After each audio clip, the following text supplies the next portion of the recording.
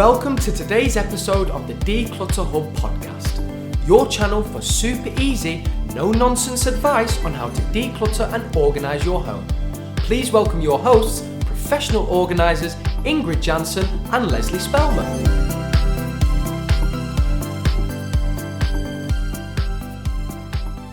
Hello and welcome listeners to episode 16 of the Declutter Hub podcast. I'm Ingrid. If you have clutter and want to sort it out, this is the show for you. In today's episode, we're talking to Anne Blumer, owner of Solutions for You, working in Portland, Oregon, USA. She's a certified professional organizer and she's the creator of the 5 steps to Organising Process. Anne started her company Solutions for You back in 2003, and she's been helping her clients to downsize and move home. She helps small businesses set up systems, works with families in their homes, and specializes in working with clients with ADHD. She has trained hundreds of professional organizers worldwide and is a sought-after speaker in the world of professional organizing. She's the co-author of Get Organized Today and recently launched her latest book, Mastering the Business of Organizing. I had the pleasure of hearing Anne speak at the 2015 conference of the UK Association, and we've become great friends since. Thank you so much for being on the show, Anne. Thank you, Ingrid. I'm so excited to have our conversation. I know. You know what? Even if we weren't recording a podcast, I love talking to you. So I'm really glad we're doing this. Yes. This is great. It's so nice to see you. And thank you so much for being on the show. I really appreciate it. Oh, it's my pleasure. Anne, can you tell our listeners how you ended up being a professional organizer? And can you tell us a little bit about your background? Sure, I'd love to. It was kind of an accidental happening. I was working in corporate America for decades, and my most recent position was with a high-tech company, and I was the benefits manager in the human resources department. And the company, it was back in the dot-com time, and the company was acquiring lots of little companies along the way. And with each company that was acquired, I would need to go and meet with the employees of the new company and communicate to them their new benefits package, and also work with the staffing department on, transitioning them into our company. And one year we did 24 acquisitions. Wow. Yeah, it was a lot. And like everything I do, I have to have a process for it. Mm-hmm. And so I had this notebook on exactly how to do an acquisition of a company from the benefits perspective of the company. And one day I was at one of the acquisitions, and the CEO was there of our company. And he saw me with this notebook and he said, "Anne, what is that?" And I said, "Oh, this is kind of my mergers and acquisitions Bible. It's just, I make sure it's everything we need to do to onboard the new employees. And it's kind of like a policies and procedures manual for acquisitions." And he was so impressed with that he decided that what the company needed was to have a mergers and acquisitions team. And he wanted me to head up that team. And he wanted me to work with each department in the company to develop the policies and procedures for mergers and acquisitions so that it would go much smoother, much faster. We had kind of a boilerplate of how we were going to do that. And in that course, I just kept hearing from people, they would just say, "You're the most organized person I've ever met." How do you do this? And, my manager at the time, he would come in and he'd ask me for something, and I would just kind of pull it out of my drawer and hand it to him. And he'd go, "How do you do that? How do you know exactly where that piece of information is? And how can you find it so quickly?" I'm like, "What? It's just what I do." Mm-hmm. And so I kept hearing, this thing about organizing. And I thought, what is that? I mean, doesn't everybody think this way? And I started to realize, no, they don't. And somebody once said to me, another coworker said, "God, I would just love to have you come organize my kitchen." And I thought to myself, well, isn't everybody's kitchen organized? I mean, what do you mean? What do you mean by organize your kitchen? She goes, "Oh, it's just a mess. Everything's in the wrong place." And so I thought, what is this thing about organizing? So one day and I was still working at the company. I don't think it was Google then. I just however you search back then. I don't even know how we searched back then. But I did the search, and I think I put in like organizing, and up came the National Association of Professional Organizers, and they had a website, and I went there and I went, oh my gosh, there were like 1,000 members that are doing this for a living. And so I kind of tucked that back in my head. And then I went through a personal life transition, and I had the opportunity to have, I stopped working at the company to finish my bachelor's degree. And then I got done with that, and my new husband at the time said to me, just take some time off and enjoy the kids, they're young, go on field trips with them, and then you'll figure out what you want to do eventually. Yeah. So in that process, I learned very quickly after a year, I didn't want to be just a stay-at-home mom. I'd done all the field trips I really wanted to do. I needed to do something that was more engaging. And my husband decided to start a consulting business. And he said, I'm going to start this consulting business, and you can do your organizing thing under it. And I'm like, my organizing thing? What do you mean my organizing thing? And he goes, working with people and helping them get organized. So I said, okay. So that's kind of how I got started in this. It was very accidental. I never would have started a business. That whole thing about starting a business seemed a little bit scary to me. Mm-hmm. But my husband did all that. So he started this business, and he said, here you go. Yeah. I know so many people that I speak to are accidentally become organizers. They come across it and find out they've always loved doing that. And without realizing it's actually, you can really be of immense help to clients who are not organized and help them become organized. Right. So it's been 15 years now, Anne. You've been a professional. I know. Well, the irony is, and so my husband started this business, and he did consulting for this one company for 6 months, and they hired him. And he's been with that company ever since. So he hasn't even been working under the company Solutions for You, but he said to me, you need to keep it alive, because eventually I am going to want to go back to consulting probably, when I semi-retire. So you need to keep the business alive. And I have. So did you, I mean, you work, with families, and you work with people who want to downsize. And so how did your 5 steps to organizing process, how did that come about? What happened? Great question. Well, what happened is, as I mentioned, I didn't understand that people didn't know how to be organized, because it's how my brain works. And so, you want to only understand how your brain works, and you kind of think, well, everybody's brain works the same, right? Yeah. And so I would be working with clients, and all of a sudden I would just see this look come over their face of confusion. And one day a client said to me, I just don't know where we're going. Mm-hmm. And I said, what do you mean? She goes, I don't know when we're going to get to being organized. How does this flow? And I thought, oh, so she doesn't understand the organizing process, and it's in my brain, and she can't, see what that is or hear what that is. And I thought, oh, that's a really good point. So I tried to articulate to her at that time how we were going to move through the process. And so ever since then, I just made kind of notes as I was working with clients of what I was doing and how you get organized, so that I could communicate it to them and teach them that. Mm-hmm. And they would have that information after I got them to the point of being organized, so they could maintain that organization. Yeah. Or if they decided to organize another area in their home or their life, they could refer to that. So it was kind of that transference of organizing skill, which we all as professional organizers aspire to do with our clients. Yeah. So your 5 steps, let's do the bullet points first, and then delve deeper into. So what are your main 5 steps then? Okay. So the 5 steps are strategize, prioritize, localize, containerize, and maximize. I tried to come up with an acronym, and I just couldn't get an acronym. And then I decided, well, I'll try to make them sound somewhat similar so people could remember it. So I have every word end with the IZE or ISE, as you would do in the UK. Yeah. Excellent. So let's then delve into the first one, strategize. So what does Okay. that mean in your 5 steps? Okay.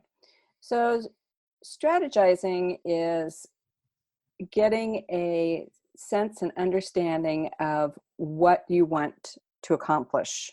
So it's looking at the space you want to have organized and asking yourself some key questions, such as what do you call the space? So for example, one room is the living room. Well, we live in every room, Mhm. right? Yeah, um, so it's not just living that takes place in that space. What do you do in that space? What's the purpose of it? And what are the activities that take place in that space? Mm-hmm. So you want to come up with some very specifics about that. And then asking, well, do you have everything that you need in that space to support those activities? Mm-hmm. And if not, what's missing? Or do you have things in that space that don't relate to that purpose or activities at all? Mm-hmm. So coming up with the purpose and the activities is going to be key in the next steps that are in the 5 steps. You need to have that information because it comes into play with the remaining 4 steps. Mm-hmm. So that is coming up with a plan. What are your goals? What's your vision? How do you want the space to look and feel and function when you're finished?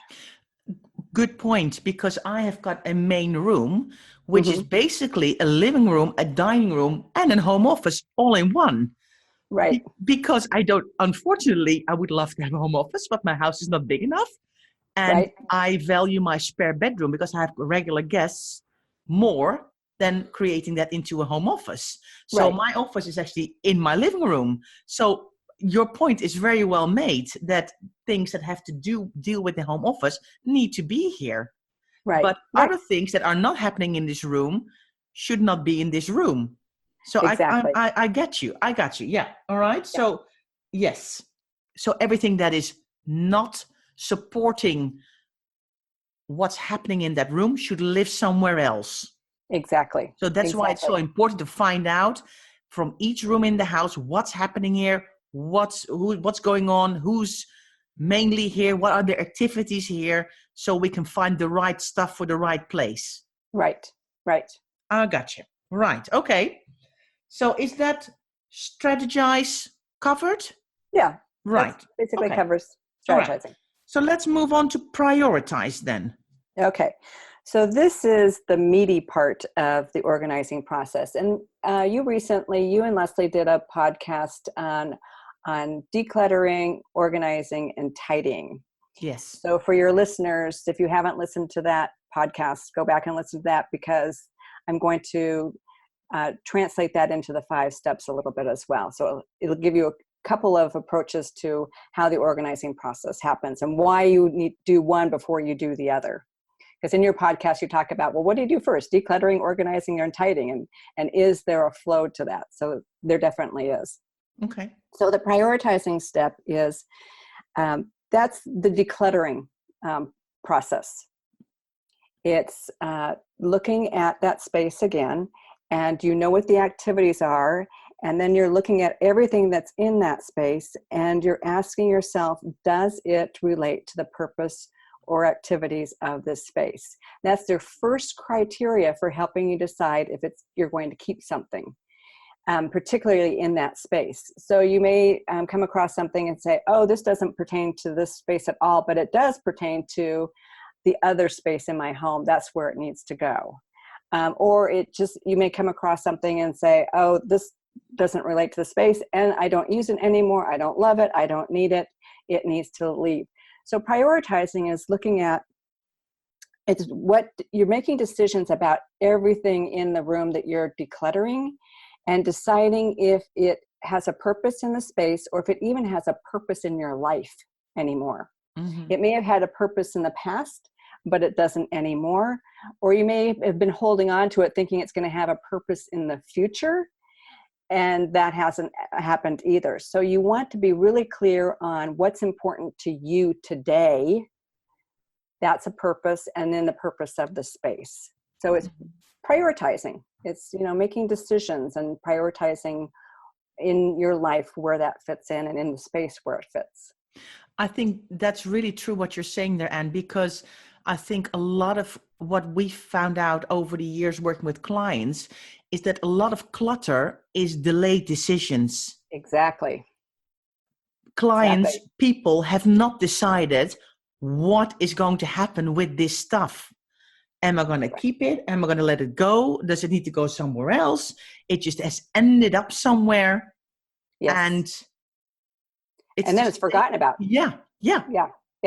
So that's really important point that you're making, Ingrid, is that when something comes into your home, into your space, and it's new, and if you find yourself, I'll decide what to do with that later, and you set it down, later's not going to come. So you need to make that decision right there in the moment. What does this item relate to in my space? Which area of my home does it relate to? And get it in that space. It might not be in the perfect place yet, but get it into the place where it does have its purpose. Yeah. In fact, I think we might talk about this a little bit later in the podcast, but there's one principle that I have that, if you're out shopping and you see something and you think, oh, I love that, I have to have that, be really cautious and think about and decide before you even bring something home where it's going to go in your home. And if you can't figure that out in that moment, then you might want to delay that purchase because it's just going to become clutter. Yeah. Perfect example it happened today. I was working with my client in her home office and we found a beautifully wrapped present. So I thought it was a present. And so I said, is this a present? Because it's wrapped. It was beautifully wrapped. So I thought it was for a birthday or something. And she's like, no, it's actually a gift that was given to us 9 years ago. Oh. And I'm like, okay, do you know what it is? Because it's still beautifully wrapped. And she's like, yes, I do know what it is. It's a wine opener. And I'm like, okay, so shall we then unwrap it and see what it is, what it looks like, and then decide actually if we're going to keep it or not? Right. And if we're going to keep it, it needs to go downstairs to the kitchen because that's probably where you would open a bottle of wine. And she's like, it's been lying around here for 9 years. I've got no idea why. Oh my gosh. I know. So yeah. So, and that's just perfect forgotten. This is the perfect example of something that's been lingering around somewhere. Right. Me thinking it was a gift for somebody. Right. And actually, we opened it. It was indeed a wine opener, and it had a booklet of 2009 in it. So she was spot on with her dates. I mean, it was amazing. I mean, she's got a fantastic memory. Yes. But I'm like, well, let's just take it out of the box and actually put it in the kitchen so you can use it. And she's like, yeah, great idea.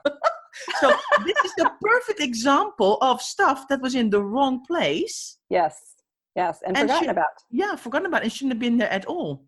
Yeah. Okay, so prioritizing. What else is important when we talk about prioritizing? Is there anything else we need to add to that?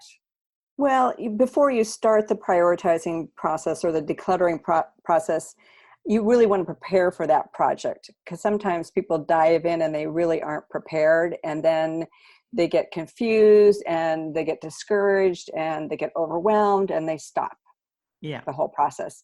So, preparing for that might be the very first thing you do. You might just take a day and get yourself prepared for the project by gathering some supplies that you'll need and setting up an area where you can do the decluttering.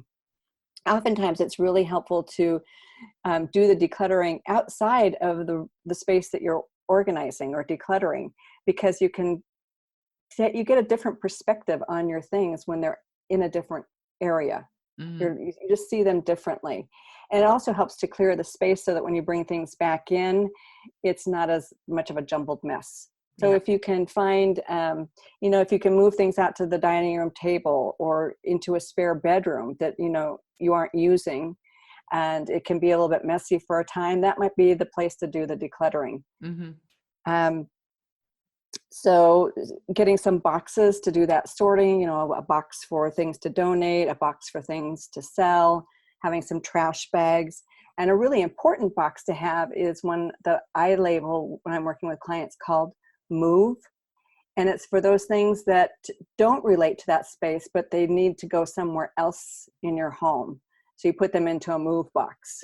And then, at the end of your decluttering, you take and you get those items into the space that they need to go into. Yeah. Yeah. Excellent. All right. Perfect. That sounds really good. Let's talk. I have some more questions about practical questions that you can ask yourself, but we'll touch back on that a little bit later. Let's go on with the 5 steps. So Okay. if we then look at localize, so what would that be? Okay. So localizing is the beginning of the organizing piece. So you've gone through the decluttering and now you're moving into the organizing of the things that you are going to keep. So localize is finding the best place for each item. And usually that's, you want to take your space, and as you give the example of your living room, it's the living room, it's the dining room, and it's your home office. So you're going to have things related to your home office right there at your work surface. They're not going to be on the dining room table, and you're not going to have your dishes near your work surface. Yeah. So it's getting things in the right zone is what I call, you kind of zone out your room by the different types of activities. So each activity equals a zone, and the things that belong to that activity go into that zone. So, for example, if you look at old-fashioned DVDs, I mean, I know people are watching much more Netflix now and things like that, but if you look at old-fashioned DVDs, they should be close to a TV and a DVD player, not in a bedroom upstairs where there's no TV, right? Right. Exactly. Or in a box under your bed. Yeah. So it's like it's almost that old-fashioned saying, a place for everything in its place. Right. You start to find homes for things. Exactly. Right. So, and I call this kind of localizing or placing. Mm-hmm. And you always want to place first, and then you perfect afterwards if you have time. But it's important to get things in place, and then you can get it in the perfect place, eventually. But getting it in the zone is the first localizing or placement. Mm-hmm. Yeah. Mm-hmm. Yeah. Yes, it's almost kind of creating categories, isn't it? Exactly. Yes. So it's and you want to put things that you access frequently, in what we call prime real estate areas. Mm-hmm. So you don't want to have something up on a shelf in a closet. If you need that item every single day, you want to have it easily accessible. Good point. Definitely. So I have, for example, a stapler on my desk because I use it all the time. Right. My staples are in a drawer or in a box somewhere else because I don't need to fill up my staples every day. But my stapler I love, and it's on my desk next to my computer because I grab it and use it all the time. Exactly. That's a great example. Okay. Right. Because I want to give some examples for our listeners as well, so they understand. Certainly. What is prime real estate? So prime real estate is things that are close to you. You need all the time. Eye height. So you don't have to reach up or bend down. Exactly. So that's the primary. So listeners, that's what we're talking about here. Things that you need all the time, you want to have at hand, and things you don't need as often can go higher up, lower down, or behind something. Right. Okay. Excellent. I got you. Good. Okay. So then we're going to talk about containerizing. I like containers. That's my favorite bit. We all love containers, and we often will go and buy containers to solve our organizing dilemmas, right? Mm-hmm. And they often just wind up sometimes being clutter because they aren't the right container for what we need to contain things. So that's what the containerizing, or step 4, is about. It's looking at the things that you now have in place, mm-hmm. and maybe perfecting it a little bit more by taking a category of items and putting them into a container, and then putting that container on a shelf or in a drawer or wherever that makes sense. And so you need to know where that container is going to go. So let's say it's going to go onto a shelf. You need to know the length of that shelf, the width of that shelf, and how much distance there is between the next shelf to know what containers are going to best fit on that shelf. So that's really important when you're going out and buying containers, is you need to know where that container is going to go, and is it going to fit there, and is it going to fit there the best that it could fit there. So if you talk about containers, just for clarity's sake for our listeners, mm-hmm. what do you mean with a container?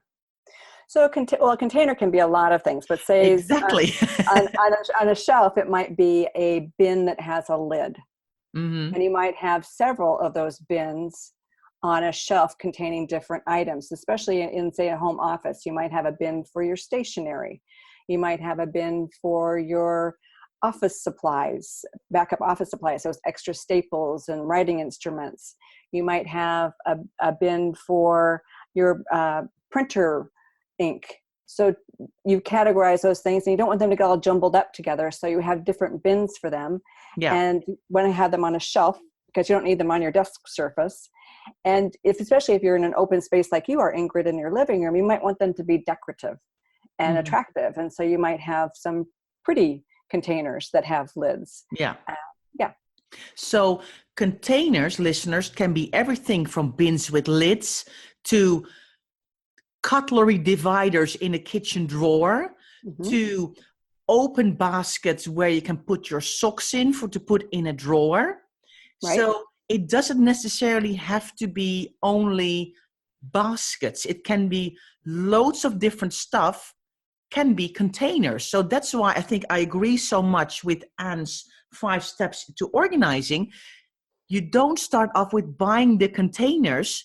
You first need to decide where stuff lives and declutter it and decide actually what you want to keep before you can decide where does it need to live, how do I categorize it, and how big do my containers / bins, or however you want to call it, need to be. Because otherwise you end up with loads of wrong containers, Right. in the wrong sizes, in the wrong places. And we end up decluttering containers because they're not the right containers. So Exactly. I don't know how about you, Anne, but I actually find a lot of empty shoe boxes in my clients' houses. Yes. So I love using those as kind of temporary containers. Yes. So at least we Yes. can start to categorize stuff together. I put it Yeah. in all these little shoe boxes that I find. It can be kids' shoe boxes, it can be adult, it doesn't really matter. And then later you can look at the pretty boxes, the perfect size boxes, but at least you start to categorize stuff and put it in the right place. Yes. And then later you buy all the pretty stuff. Right. Well said. Okay, thank you. Yeah. But so I'm completely with you with your steps. And I think that's also one of the things that Leslie and I say as well, that it's so important to know the difference between decluttering and organizing, and that you can't buy your containers when you start. Because a lot of our clients say to me, I just want to get organized. I bought all these bins. And it's like, okay, well, that's the last step you need to do. I know. You need to first decide what you actually want to keep and decide where it lives before Yes. you can decide what container it lives in. Yes. Yes. And, I hear it all the time from clients. They'll say, I thought the containers were going to solve my organizing problem, Mm-hmm. or that's how I would get organized, is the containers would create that organization. But it's really, about getting some systems in place too. And that's about getting things in the right place, where you're accessing them, and then in containers that can help you find things later. So then it's also important sometimes, if you do have bins, especially if they aren't clear bins, if you have a shoebox, for example, and you have different looking shoeboxes, you might want to put a label on that shoebox to tell you what's inside. To help you remember. And also, if other people are accessing those shoeboxes or containers, that they know where to find things, and more importantly, where to put things back after they've been used. Yeah. Don't put it down, put it away. Yes. Fabulous. I love your 5-step progress. I'm completely with you. So let's then look at the last step, which is maximize. Yes. And I think this is probably the most important step. If you stop at step 4, you're going to have the opportunity of what we call backsliding, Mm-hmm. and becoming disorganized again. So maximizing is about coming up with, how are you going to keep yourself organized now that you've gone through the 4-step process. So it's coming up with a maintenance plan for keeping yourself organized, especially if this is unfamiliar to you. A lot of people who are learning how to be organized, it's a new skill, and it takes practice, and it's about changing your behaviors with your stuff. and repeating those behaviors until they become a habit. And then you don't think about it anymore. So that's where a maintenance plan can be very helpful, that you come up with what you're going to do at what frequency. So in some areas, it's going to be, what are you going to do on a daily basis? Others, it might be a weekly, others it might be monthly, like your garage, it's not going to be probably a daily thing that you need to maintain your garage, but your kitchen, you definitely need to maintain on a daily basis. So what are you going to do to keep that up? Yeah, it's all, like I said, kind of right before, it's all about don't put it down, but put it away. That's Right. part of that maintenance plan, isn't it? Right. If there's something that you find downstairs that needs to go up, your maintenance is the next time you go upstairs, you hold it in your hand and you put it back where it belongs. Right. Instead of leaving it there, and then other stuff comes on top of it. Yes, clutter's a magnet for more clutter. Yes. And especially flat surfaces are yes. magnets for stuff to be returned back on. And if you don't have that maintenance in place, I mean, it's the same with that. I talk a lot with my clients about something simple as the dishwasher, right? Or the washing up. Yeah. Mm-hmm. But dirty dishes, they have to be either put in a dishwasher or they need to be washed up. And when it's done, they need to be put away. But if you, for example, are unloading your dishwasher and you get sidetracked 4 times by other things, right, it takes a tremendous amount of time. While if you focus on that one job, unloading the dishwasher, it's probably going to take you 5 minutes, not longer. But if you get sidetracked by, I'm going to do this in between and that in between and that in between, half a day later, you still have not finished unloading the dishwasher and your structure. So I'm also talking to my clients, and that's why I want to talk to the listeners here as well, to try to finish a job, because some jobs don't take that long, but they only take long because you get sidetracked by 4 other things. Yes. And I think that's really, if you start to talk to people about that, they kind of go, yeah, I do that all the time. And then by the time it's 6 o'clock and I actually want to load stuff because we finished dinner, but then I still find clean stuff from the morning. Right. And then and so it's really important to get that right, isn't it? Yes.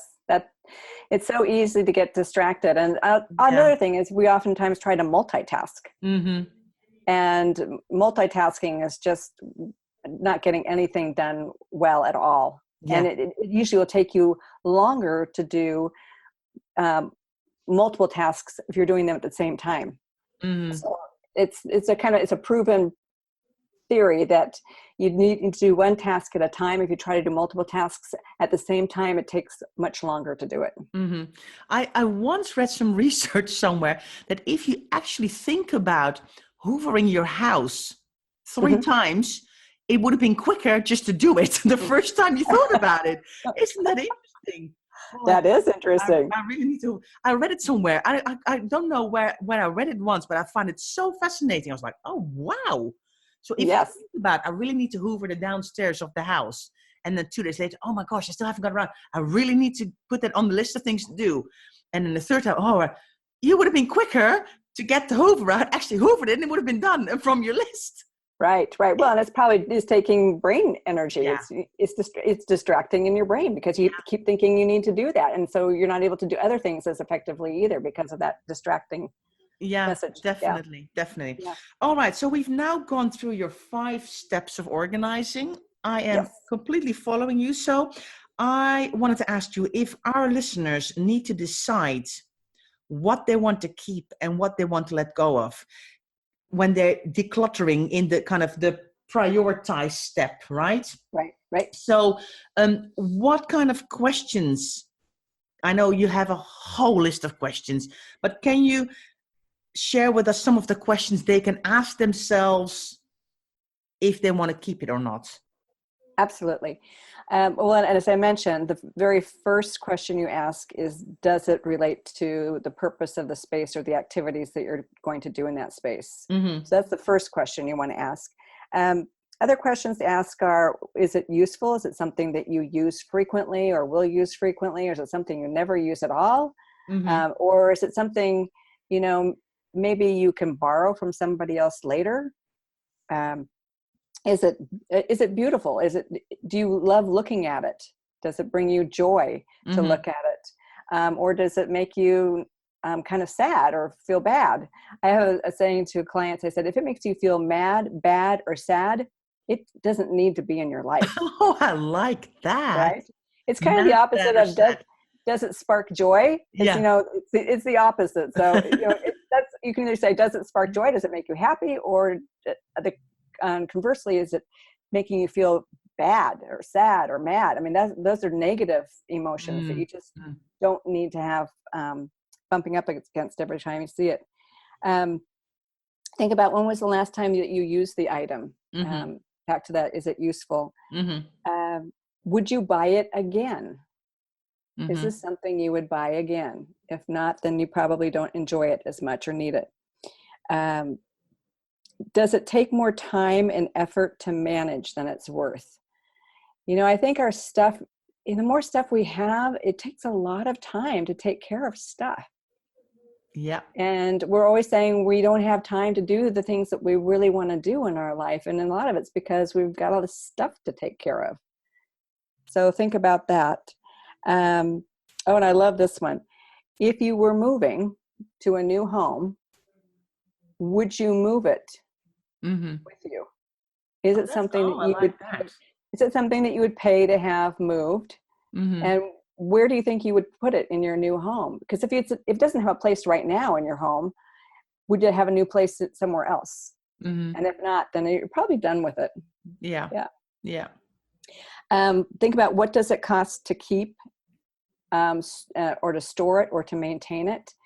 A lot of people have storage units. I was driving down the freeway the other day, going out to the airport, and I said to my husband, I said, oh my gosh, I think we need to invest in storage business. It was like, that's all I saw going down the freeway was one storage place after another. And I thought, people are spending so much money to store their stuff. And so think about what that's costing and what you could do with that money that would really bring you joy and happiness. Yeah. Great questions, listeners. So I'm hoping that's helpful for you. Anne had some really good questions for clothes as well. Do you feel great in it? Does it match with anything else? Does it fit well? How many have you got of this t-shirt or top? Or do you need all the different colors? Or do you have a favorite that you wear over and over again? So those might be helpful with clothes. Now, why, Anne, I want to ask you, is memorabilia so hard to declutter? Why is it so hard? Because that's such a great question, Ingrid. And I really see it a lot in working with my senior clients. They have great difficulty letting go of memorabilia, pictures, mementos from their travels. And it's primarily, I think, because it has an emotional response when they look at it. So it's either connecting them with a person or a special memory. And they feel they need to hold on to that object, or they'll lose that memory, or they'll lose that connection with that person. And what I found to be a very effective technique that has helped a lot of people is they want to tell the story about the object. And so I will capture their story for them and take a picture of the object, maybe a picture of the object with them, and they're able to pass that down to their family. Because what they're also experiencing is the family members don't want their stuff either. And that makes them sad, and they want to somehow preserve what was important to them, but they don't have the space anymore for it. And how do you capture the story? Do you video it or record it for them?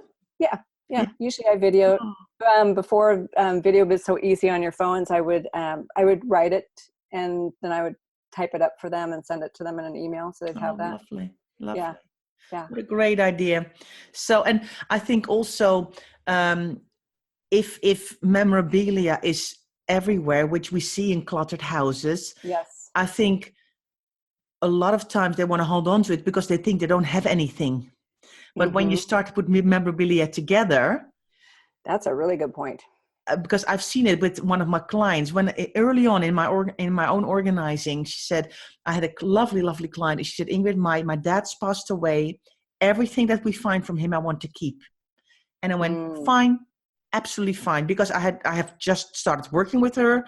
I had no idea yet. So I said, I really want to assign a drawer in your living room. And every time we find something of him, we're going to put it together. We're going to put it in the drawer. And then what happened, at one point, the drawer could not close anymore. And I went, I think we need to look at this drawer. And she was like, oh, but I find it so hard. I said, but I really want to have a look because now it's getting so full. And then we started categorizing into papers from him and pictures of him. And she was like, I have so much stuff of him. I had no idea. Yes. So then I went, well, let's just divide it up and let's pick out all the stuff you really, really love. And she's like, oh, I want to keep his war medal that he got in the Second World War. I want to keep his picture with the Queen. She said, it's my favorite picture of my dad. I said, but we have a drawer with frames that you still want to find photos for. So we found the frame, we put the picture of her dad and the Queen in there and we put it on her board. And she was like, this is the happiest thing that's ever happened to me. That's wonderful. And she could let go of actually quite a lot of stuff because she's like, I don't need his papers from back in the 70s or 80s. Right. Because it doesn't mean anything to me. But she was holding on to it because she thought she had nothing. Right. Well, and it was something of her father's and there was the emotional attachment to that. Of course. But then she realized that some things were very important. Right. Other things weren't important at all. That's great. That's a great story. But it's so hard, isn't it? Memorabilia is the hardest, I think, of everything. It is. And that's usually what we'll want to save to the last in working with clients. Start off with something that isn't as emotionally charged. Mm-hmm. And so to your listeners, if you're starting on a decluttering and organizing project, start on something that's not emotionally charged for you. Yeah. I completely agree with that. You want to do your photos and your letters and your memories last. You really want to start, if you haven't decluttered in a long time, you want to start with stuff that's easier for you. Okay?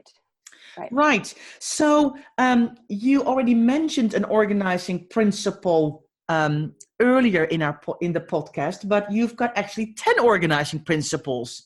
So I would like to. I know. She has a list, listeners. She has a list. So can we talk through the 10 organizing principles? And so what does that mean?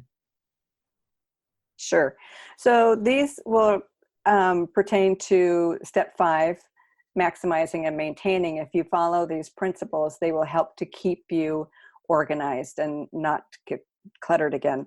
Okay. So the first one is the 1 in, 1 out principle. So for anything that comes, one thing that comes into your home, one thing needs to leave your home. It doesn't have to be like for like. It doesn't have to be a pair of shoes for a pair of shoes, but it just helps keep your home in balance. I think I read somewhere, I don't know if this is the correct statistic, but it's like we have over 300,000 items in a household is like the average now. Wow. 300,000 items.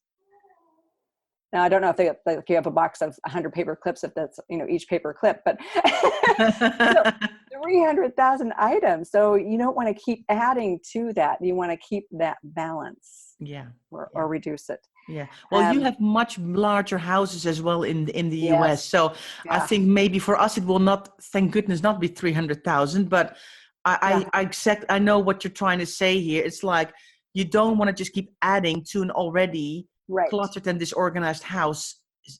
The cycle is that if stuff comes in, stuff has to leave. Yes. Okay. Right. I talked about this one. That's the before you buy. So that's it. Before you buy something, you want to know where you're going to place it in your home. Mm-hmm. Otherwise, pass on the purchase.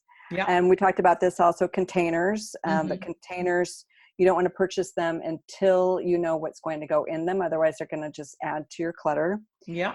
And to label those containers once you do bring them into your home so that people can easily find things, and that can help to maintain your organizing system. Yeah. Principle number 5, I call it don't zigzag. And this pertains more to when you are organizing, but it can also pertain to when you're doing your maintenance. Yeah. And that is that you choose an area to organize and stick in that area. And that's why that move box is so important, or to have a bin that you can regularly put things in that have become nomadic, that need to go back to where they do regularly live. And so it's, you don't want to go from room to room. You want to just stay in one room, get that one decluttered, and then move on to the next room. Yeah. But to have a vessel with you that you can put things into that need to go into the other areas of your home. Good point. Yeah. Because often what happens is you get distracted. If you start decluttering in one room and then you go to put something away in another room, then you start doing something in that room and you're just totally distracted. So it gets back to that distraction. Yeah. Principle 6 is that second step of the organizing process, which is prioritizing. And that is, if you keep everything, then nothing is important. Mm-hmm. So decide what's truly important to you in your life now, and that will help you focus on what to keep and what to honor. Yeah. We talked about this a lot, Ingrid. Principle 7 is be decisive. So when you bring something home, don't drop it, put it away.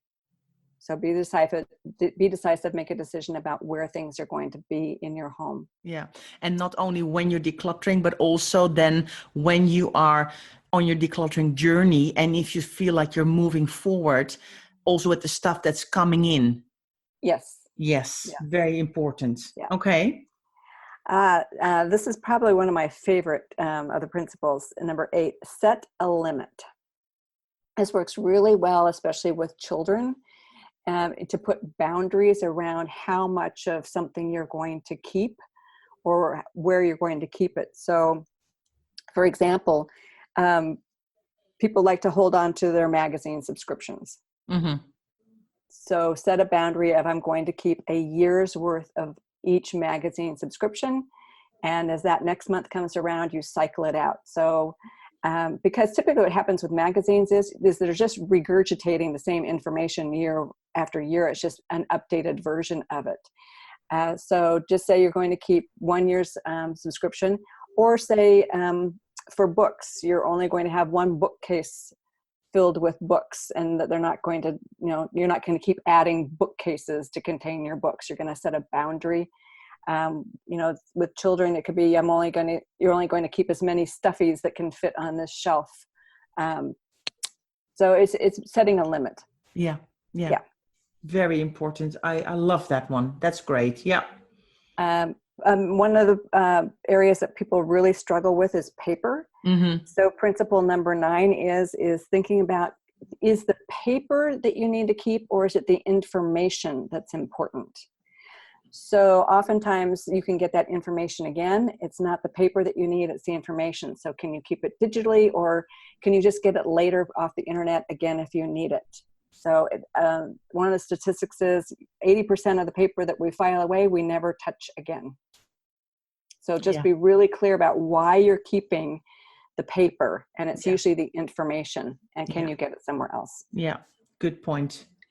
And the last principle is step 5, which is the maintenance plan. So recognizing that, once you're through with your organizing and decluttering, you're not done. It's an ongoing process. It's not a one-time event.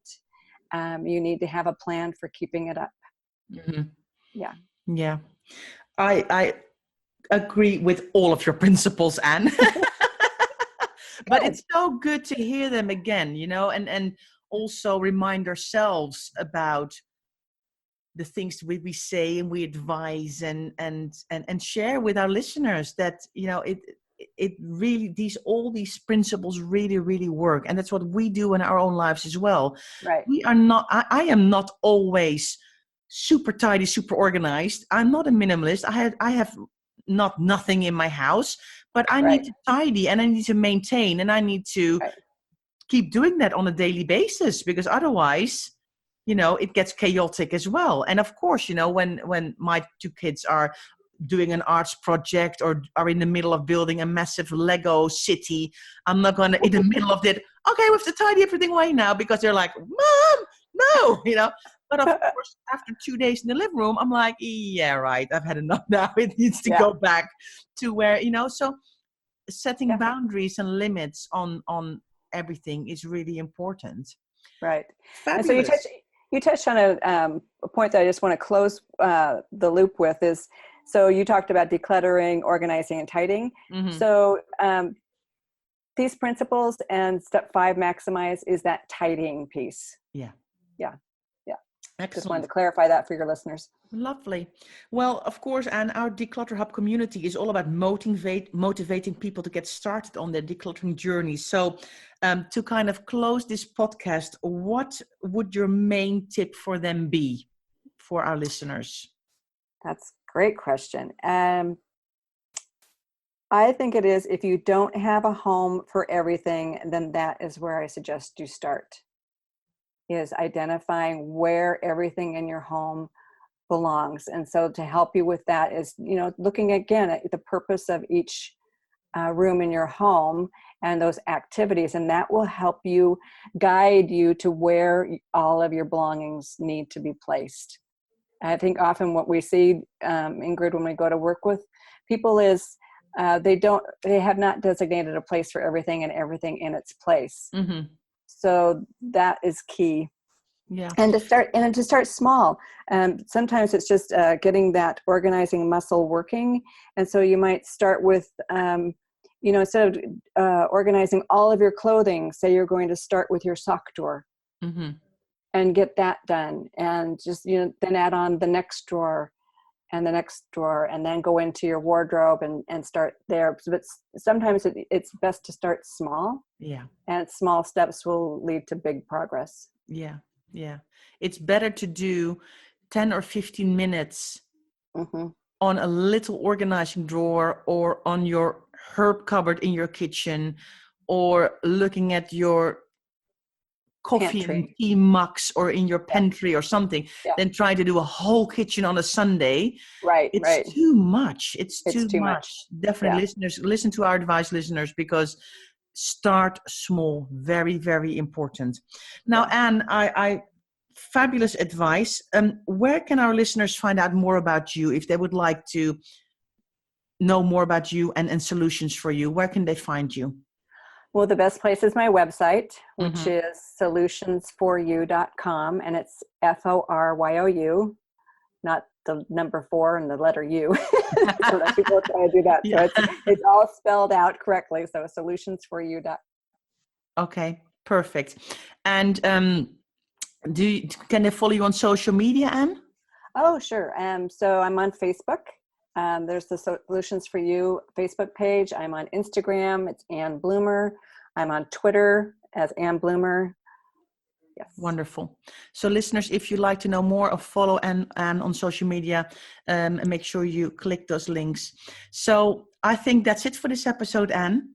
Yeah, it was so much fun. I know. And it's the time has just flown by, but I think it's such good stuff for our listeners. So listeners, we hope you've all enjoyed listening and are inspired to take action. Thank you so much, Anna, for being our guest. I've loved talking to you and finding out more about your 5 steps for organizing process and your 10 organizing principles. And listeners, I hope you have learned a lot today as well, and that Anne's examples will be helpful for you and you can implement them in your own home. Thanks for taking the time to listen today. If you'd like to get more tips and advice, please follow us on social media. And if you don't want to miss the next episode, subscribe to the Declutter Hub podcast on iTunes and Stitcher. Thanks for listening to this week's episode of the Declutter Hub podcast. Check out declutterhub.com for more inspiration, and don't forget to tune in next week.